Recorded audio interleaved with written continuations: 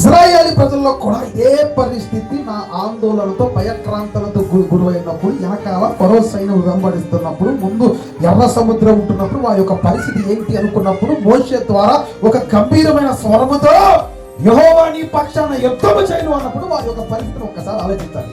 ఎంత కృంగిపోయిన ఒక జీవితాలు ఎంత ధైర్యంగా నిలబడి ఉంటాయి. హల్లెలూయా. ఎర్ర సముద్రం ముందు ఉన్నట్టు ఎర్ర సముద్రం వంటి సమస్యలు కూడా మీ ఎదుట నిలబడుతున్నాయి. ఫరో ఆర్మీ సైనికులు ఎలాగైతే ఇజ్రాయేల్ వెనకాల ఎలాగైతే వెంబడించాయో అలాంటి భయంకరమైన శోధన కూడా అదే నీ వెనకాల వెంబడిస్తున్నాయి. కానీ గమనించాలి, నీవు కూడా అదే ఆందోళనలో ఉన్నావు.